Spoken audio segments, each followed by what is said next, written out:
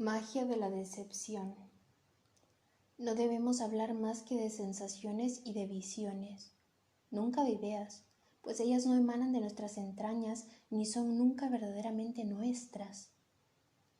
Devastado por el tedio, ese ciclón al ralentí. Existe, es evidente, una melancolía sobre la que a veces actúan los fármacos. Existe otra subyacente a nuestras explosiones de alegría, que nos acompaña constantemente, sin dejarnos solos ni un instante. De esa maléfica presencia nada nos permite librarnos. Ella es nuestro yo frente a sí mismo para siempre. A un poeta extranjero que, tras haber dudado en varias capitales, acababa de desembarcar aquí, le digo que ha tenido una magnífica idea, que en esta ciudad particularmente brillante existe, entre otras, la ventaja de morirse de hambre sin molestar a nadie.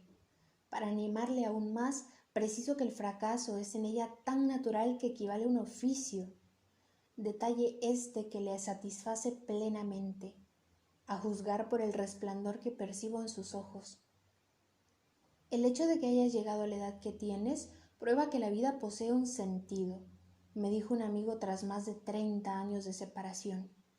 Con frecuencia recuerdo esta frase y me impresiona todavía, a pesar de haber sido pronunciada por alguien que siempre le ha encontrado un sentido a todo. Para Mallarmé, condenado, según él, a velar las 24 horas del día, el sueño no era una verdadera necesidad, sino un favor.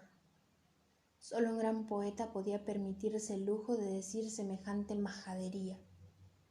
Los animales, al parecer, no conocen el insomnio. Si se les impidiera dormir durante algunas semanas, su naturaleza y su comportamiento cambiarían radicalmente. Experimentarían sensaciones desconocidas hasta entonces, sensaciones que creemos de exclusiva propiedad nuestra. Desequilibremos al reino animal si queremos que nos alcance y nos reemplace. Cada vez que le escribo a una amiga nipona, le recomiendo una obra de Brahms. En su última carta me cuenta que acaba de salir de una clínica de Tokio a la que fue trasladada en ambulancia por haberse entregado demasiado a mi ídolo. ¿Ha sido a causa del trío número 2 opus 87 o de la sonata número 2 opus 99? ¿Qué importa? Solo lo que invita al desfallecimiento merece la pena ser escuchado.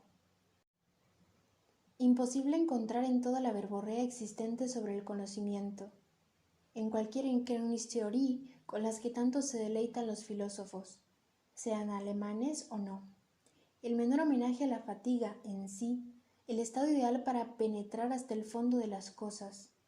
Semejante olvido de ingratitud desprestigia definitivamente la filosofía. Paseo por el cementerio de Montparnasse. Todos, jóvenes o viejos, hacían proyectos. Ahora han dejado de hacerlos. Imbuido de su ejemplo, juro de vuelta a casa que tampoco yo volveré a hacerlos nunca más. Paseo indudablemente benéfico.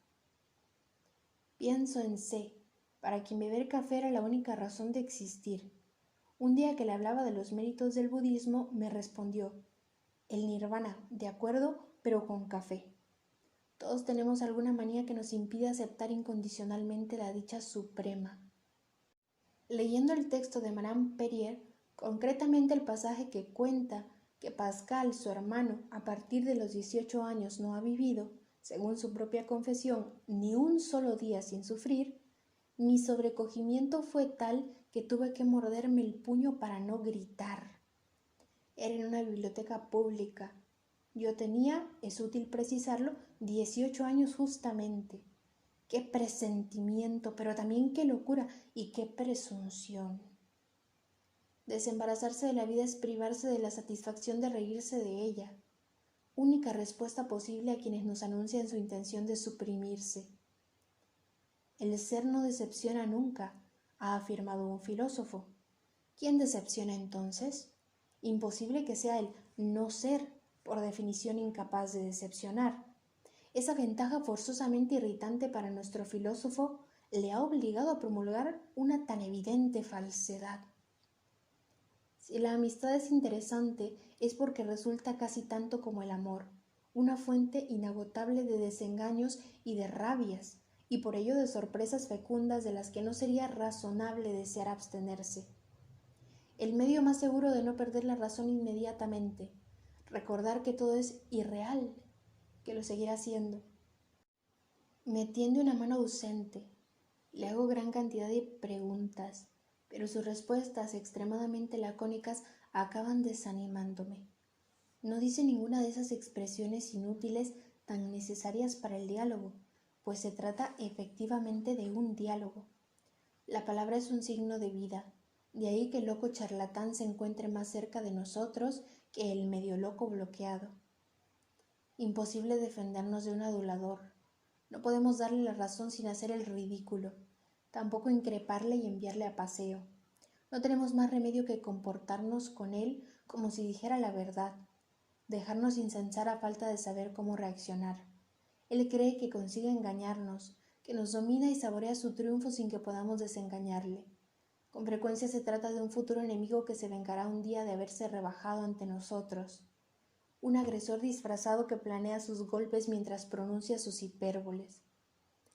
El método más eficaz de hacerse amigos fieles es felicitarles por sus fracasos. Aquel pensador se refugió en la fragilidad como otros en el estupor. Cuando durante cierto tiempo nos hemos interesado por un tema, podemos emitir inmediatamente un juicio sobre cualquier libro que trate de él. Acabo de abrir uno sobre la gnosis y he comprendido enseguida que no era fiable. Sin embargo, no he leído más que una frase y solo soy un aficionado, un incompetente vagamente ilustrado en la materia. Imaginemos entonces a un especialista absoluto de algo, a un monstruo, a Dios, por ejemplo. Todo lo que nosotros hemos de hacer deben parecerle chapuzas, incluso nuestros logros inimitables, incluso aquellos que deberían humillarlo y obligarle a capitular. Entre el Génesis y el Apocalipsis no reina más que la impostura.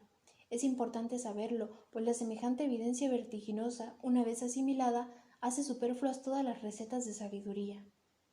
Cuando se ha cedido a la tentación de escribir un libro, se piensa con admiración en aquel rabino hasídico que abandonó el proyecto de escribir uno solo por dudar de poder hacerlo exclusivamente para su creador.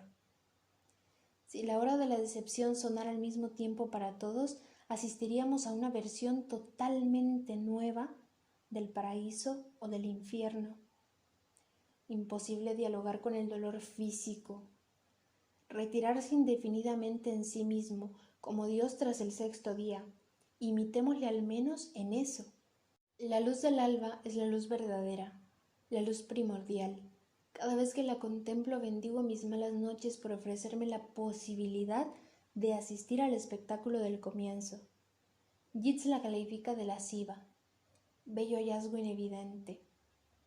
Cuando me enteré de que se iba a casar, creí oportuno disimular mi asombro con un tópico. Todo es compatible con todo, y él. Es cierto, puesto que el hombre es compatible con la mujer. Una llama atraviesa la sangre, pasar al otro lado, esquivando la muerte. Ese aire presuntuoso que se adquiere con motivo de una gran calamidad. En el culmen de cierta proeza que sería ocioso nombrar, dan ganas de exclamar, todo queda consumado. Los tópicos de los evangelios, y especialmente los de la pasión, conviene tenerlos siempre a mano, incluso en los momentos en que se piensa poder prescindir de ellos. Las raras notas de carácter escéptico de los padres de la Iglesia son hoy consideradas como rasgos modernos. Es natural, habiendo el cristianismo desempeñado ya su papel, lo que en sus comienzos anunciaba su final es ahora tema de delectación. Cada vez que veo a un mendigo borracho, sucio, alucinado, apestoso, tumbado con su botella en la acera, pienso en el hombre del mañana ensayando su final y lográndolo perfectamente. A pesar de encontrarse gravemente desequilibrado, no dice más que trivialidades sin parar. De vez en cuando, sin embargo, hace una observación que raya en el cretinismo y la genialidad. Para algo tenía que servir la disgregación del cerebro. Cuando creemos haber alcanzado cierto grado de renuncia, consideramos farsantes a todos los atareados, incluidos los fundadores de religiones. Pero la renuncia ¿no participa también de la farsa? Si los actos son mascaradas, su rechazo lo es igualmente, noble mascarada, sin embargo. Su indolencia me deja perplejo y admirado a la vez. No se apresura por nada, no persigue ningún fin preciso, ningún tema le apasiona. Parece como si al nacer hubiera tomado un calmante que continúa haciéndole efecto, permitiéndole conservar su sonrisa indestructible. Ay de quien, habiendo agotado sus reservas de desprecio, no sepa ya qué sentimiento experimentar respecto a los demás y respecto a sí mismo. Retirado del mundo, enemistado con todos sus amigos, me leía, con el mínimo acento ruso casi indispensable en aquella ocasión. Leía el comienzo del libro de los libros. Llegado el momento en que Adán es expulsado del paraíso, se quedó pensativo, con la mirada perdida, mientras yo, más o menos claramente, me decía que después de milenios de falsas esperanzas, los humanos, hartos de falacias, acabarán recobrando el sentido de la maldición, haciéndose así dignos de su primer antepasado. Si Meister Eckhart es el único escolástico que puede ser leído aún, es porque en él la profundidad va acompañada de encanto, de glamour, cualidad rara en las épocas de fe intensa. Escuchando aquel oratorio, ¿cómo admitir que todas aquellas imploraciones, aquellas explosiones de alegría desgarradora no escondiesen ninguna realidad, que no fuesen destinadas a nadie, que no hubiese nada tras ellas, que debieran perderse para siempre en el aire? En un pueblo hindú dedicado a la producción de chales de Kashmir, un industrial europeo pasó una temporada examinando los procedimientos que inconscientemente empleaban los tejedores. Tras haberlos estudiado a fondo, creyó oportuno revelárselos a los interesados, quienes perdieron así la espontaneidad, dejando de ser excelentes obreros. El exceso de deliberación perjudica todos los actos. Disertar demasiado sobre la sexualidad equivale a sabotearla. El erotismo, plaga de las sociedades crepusculares, es un atentado contra el instinto, es la impotencia organizada. No se reflexiona sin riesgo sobre las proezas que no necesitan la mínima reflexión. El orgasmo jamás ha sido un acontecimiento filosófico. Mi dependencia del clima me impedirá siempre admitir la autonomía de la voluntad. La meteorología decreta el color de mis pensamientos. No se puede ser más rastreramente determinista que yo. Pero, ¿cómo evitarlo? En cuanto olvido que poseo un cuerpo, creo en la libertad. Pero tan pronto como me llama al orden y me impone sus miserias y sus caprichos, dejo inmediatamente de creer en ella. Montesquieu tenía razón. La dicha o la desgracia dependen de la disposición de los órganos. Si hubiese realizado lo que un día me propuse, ¿me sentiría hoy más satisfecho? Seguramente no.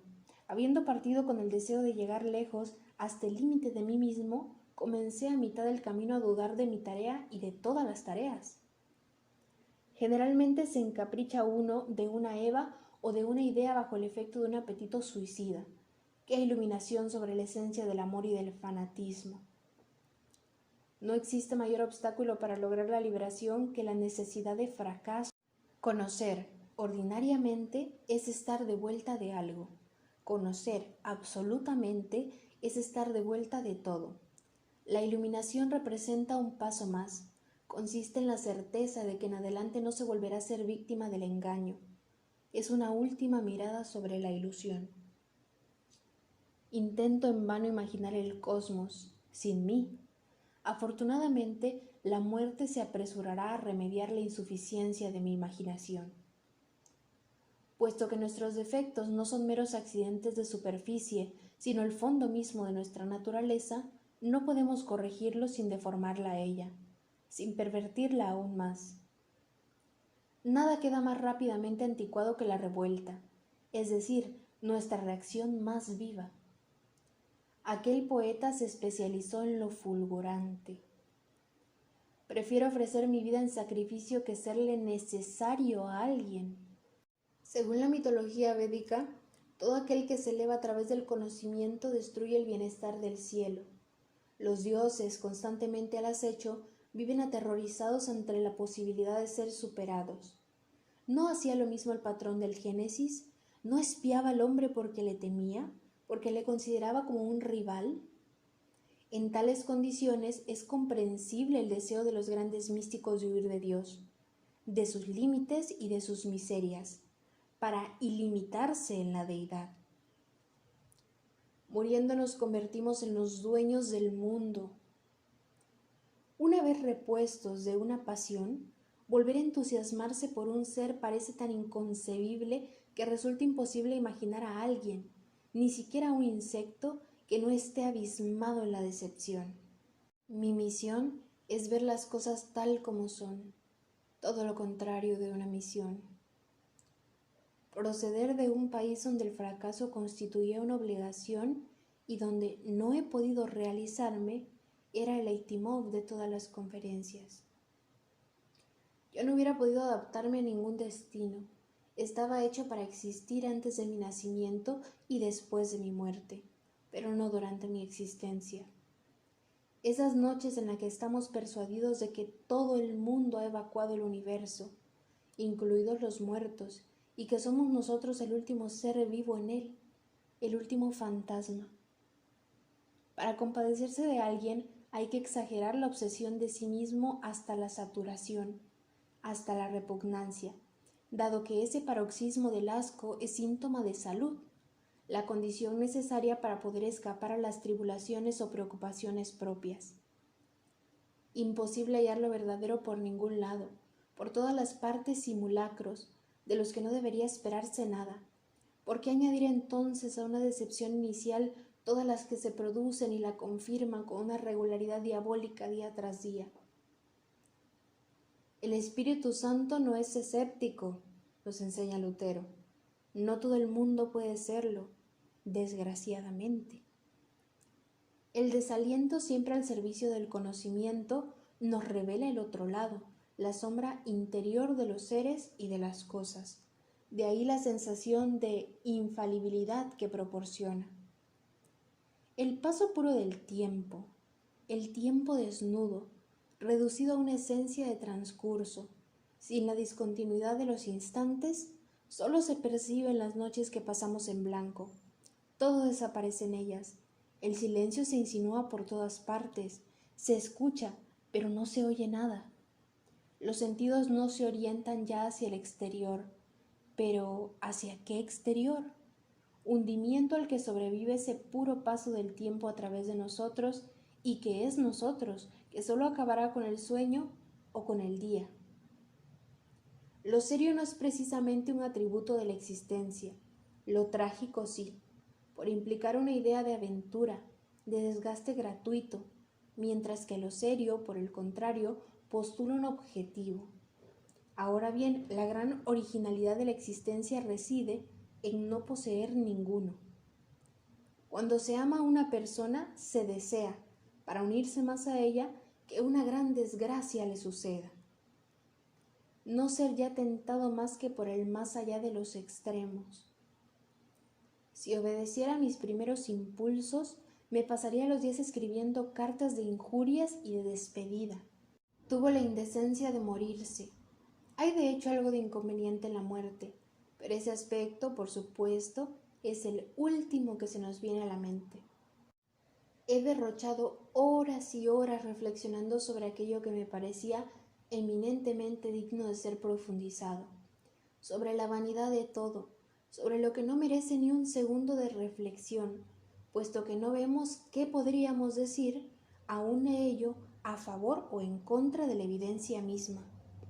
Si prefiero a las mujeres a los hombres, es porque ellas tienen la ventaja de ser más desequilibradas, es decir, más complicadas, más perspicaces y más cínicas, por no hablar de esa misteriosa superioridad que confiere una esclavitud milenaria. Como Gogol, Almatova no deseaba poseer nada. Daba los regalos que le hacían a los pocos días de haberlos recibido. Ese rasgo recuerda las costumbres de los nómadas, obligados a la provisional por necesidad y por gusto. Joseph de Maistre cita el caso de un príncipe ruso, amigo suyo, que dormía en un lugar cualquiera de su palacio y que no tenía, por así decirlo, cama fija, pues vivía con el sentimiento de encontrarse con él siempre de paso. de estar acampando allí en espera de irse en cualquier momento.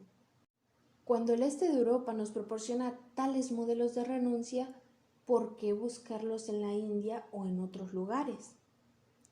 Las cartas que se reciben y en las que no se habla más que de luchas interiores y de interrogaciones metafísicas cansan rápidamente. En todo, para lograr la impresión de lo verdadero se necesita lo mezquino. Si los ángeles se pusieran a escribir, serían, a excepción de los caídos, ilegibles. La pureza es difícilmente comunicable, por incompatible con el aliento. Sorprendido en la calle por el misterio del tiempo, me dije que San Agustín hizo bien en abordar semejante tema dirigiéndose directamente a Dios. ¿Con quién debatirlo, si no? Hubiera podido expresar todo lo que me atormenta si el oprobio de no ser músico me hubiera sido evitado. Librado una tarde a preocupaciones capitales, me tumbé en la cama por ser esa la posición ideal para reflexionar sobre el nirvana denominado sin resto, sin la menor traza de un yo, ese obstáculo para la liberación, para el estado de no pensamiento, sentimiento de extinción feliz al principio, luego extinción feliz sin sentimiento. Llegué a creerme en el umbral del estadio final, pero no fue más que su parodia, el deslizamiento en el torpor, en el abismo de la siesta. Según la tradición judía, la Torá, obra de Dios, precede al mundo en 2000 años. Jamás pueblo alguno se ha estimado tanto a sí mismo. Atribuir a su libro sagrado tal antigüedad, creer que data de antes del Fiat Lux, es así como se crea un gran destino. Abro una antología de textos religiosos y caigo de entrada sobre esta frase de Buda: ningún objeto merece ser deseado. Cierro inmediatamente el libro, pues tras eso, ¿qué leer? Con los años el carácter se pierde. Cada vez que logramos demostrar lo contrario nos encontramos mal. Parecemos estar forzándonos. De ahí el malestar que experimentamos ante quienes desbordan de convicciones. La dicha de haber tratado a un verdadero gascón. Jamás vi abatido a uno que conocí bien. Todas sus desgracias, que fueron considerables, me las anunciaba como si fueran triunfos. La diferencia entre él y Don Quijote era ínfima. De vez en cuando intentaba, sin embargo, ver exactamente, pero sus esfuerzos resultaban siempre vanos. Fue hasta el final un optimista, un aspirante a la decepción. Si me hubiera dejado llevar por mis impulsos, hubiera acabado loco o ahorcado. He observado que después de una conmoción interior, mis reflexiones, tras un breve despegue, tomaban un cariz lamentable e incluso grotesco. Ello me ha sucedido en todas mis crisis, lo mismo en las decisivas que en las otras. En cuanto se eleva uno ligeramente por encima de la vida, ella se venga devolviéndonos a su nivel. Me resulta imposible saber si me tomo en serio o no. El drama del desapego es que no se pueden medir los progresos que se hacen. Se avanza en un desierto y no se sabe nunca dónde se está. Había venido desde lejos a buscar el sol, y el sol, hallado al fin, me era hostil. ¿Y si me lanzase desde lo alto del acantilado? Mientras me hacía consideraciones más bien sombrías, mirando a la vez los pinos, las rocas y las olas, sentí de repente hasta qué punto me encontraba sometido a este bello universo maldito. Muy injustamente se otorga al tedio un estatuto menor que a la angustia. En realidad es más virulento que ella, pero le repelen las demostraciones que tanto le gustan a aquella. Más modesto y sin embargo más devastador. Puede surgir en cualquier momento, mientras que la angustia, distante, se reserva para las grandes ocasiones. Viene como turista y le encuentro siempre por casualidad. Esta vez, particularmente expansivo, me cuenta que se encuentra maravillosamente bien, que experimenta una sensación de bienestar de la que es continuamente consciente. Le replico que su salud me parece sospechosa, que no es normal darse cuenta constantemente de que la posee, que la verdadera salud no se siente nunca. Desconfíe de su bienestar, le dije al separarnos. Inútil añadir que no he vuelto a verle. A la mínima contrariedad y con mayor razón al menor pesar, debemos precipitarnos al cementerio más próximo, dispensador inmediato de una calma que vanamente buscaríamos en otro lugar. Por fin un remedio milagroso. La decepción, transmigración en sentido contrario, al hacernos revivir sin motivo nuestra vida, nos da la ilusión de haber vivido varias. Mi debilidad por Tarayan. Cuando se ha practicado el cinismo de palabra únicamente, se siente una gran admiración por alguien que tan magistralmente lo tradujo en actos. Si un gobierno decretara en pleno verano que las vacaciones son prolongadas indefinidamente y que, so pena de muerte, nadie debe abandonar el paraíso en el que se encuentra, se producirían suicidios en masa y masacres sin precedentes. La felicidad y la desgracia me hacen igualmente desdichado. ¿Por qué entonces he preferido más de una vez la primera? La profundidad de una pasión se mide por los sentimientos bajos que encierra y que garantizan su intensidad y su duración. Según Goethe, la muerte, retratista mediocre, daría a los rostros un aspecto falso, inauténtico. No hubiera sido él, desde luego, quien como Novalis la hubiera identificado con el principio romantizador de la vida.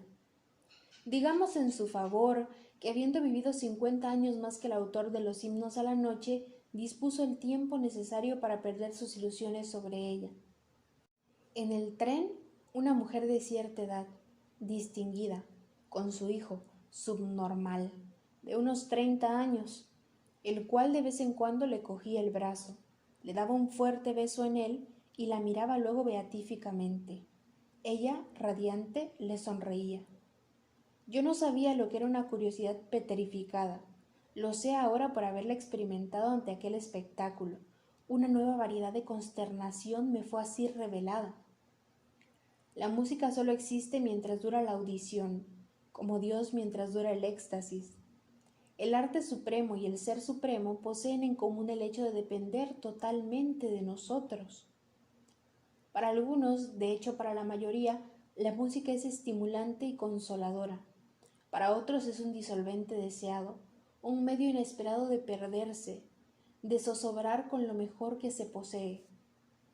Romper con los dioses, con los antepasados, con la lengua y con el país propios.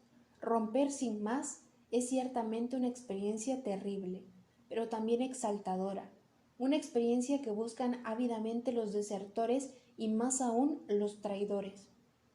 De todo lo que nos hace sufrir, nada tanto como la decepción nos produce la sensación de que alcanzamos por fin lo verdadero.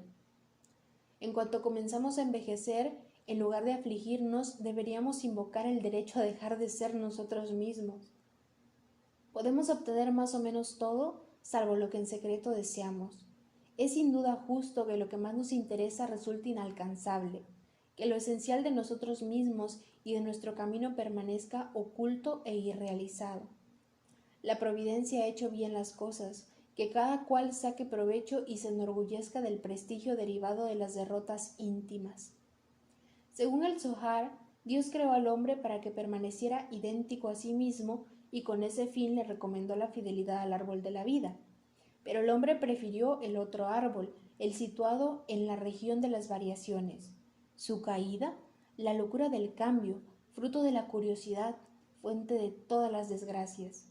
De esa manera, lo que para nuestro primer antepasado no fue más que un capricho, iba a ser para nosotros ley.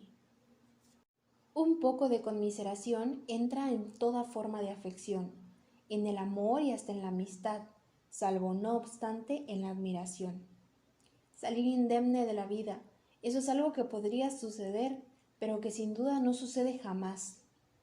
Los desastres demasiado recientes poseen el inconveniente de impedirnos discernir sus lados positivos. Fueron Schopenhauer y Nietzsche quienes mejor hablaron en el siglo pasado del amor y de la música. Sin embargo, los dos no frecuentaron más que los burdeles y en cuestión de músicos, el primero adoraba a Rossini y el segundo a Bizet. Habiendo encontrado a L por casualidad, le dije que la rivalidad entre los santos fue la más encarnizada y secreta de todas.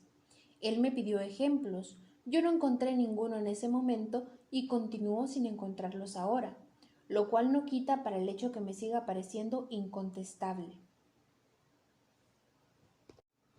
Habiendo encontrado a L por casualidad, le dije que la rivalidad entre los santos fue la más encarnizada y secreta de todas. Él me pidió ejemplos. Yo no encontré ninguno en ese momento y continuó sin encontrarlos ahora, lo cual no quita para que el hecho me siga pareciendo incontestable. La conciencia, suma de nuestros malestares desde el nacimiento hasta nuestro estado actual.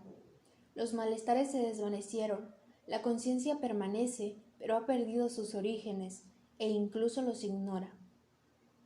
La melancolía se alimenta de sí misma, de ahí que no pueda renovarse. Afirmación sorprendente del Talmud: cuantos más hombres hay, más imágenes de lo divino existen en la naturaleza. Eso quizás haya sido cierto en los tiempos en que la observación fue hecha, pero hoy es desmentido por todo lo que se ve y lo será aún más en el futuro por todo lo que se verá. Confiaba en poder asistir en vida a la desaparición de nuestra especie, pero los dioses no me han sido favorables. Solo soy feliz cuando pienso en la renuncia y me preparo a ella. El resto es desabrimiento y agitación. Renunciar no es fácil. Sin embargo, tender a ello simplemente aporta una especie de sosiego. ¿Tender? Pensar únicamente en ello. Basta para darnos la ilusión de ser otra persona, y esa ilusión ya es una victoria, la más halagadora, aunque también la más falaz. Nadie hablaba tanto como él. Tenía el sentido de la irrealidad de todo. Cada vez que le hablaba de ello me citaba, con una sonrisa cómplice, la palabra sánscrita lila, que significa gratuidad absoluta según el Vedanta, creación del mundo por diversión divina. Cuánto reímos juntos de todo, y ahora él, el más jovial de los desengañados, se encuentra bajo tierra por culpa suya, por haberse dignado a tomar por una vez la nada en serio.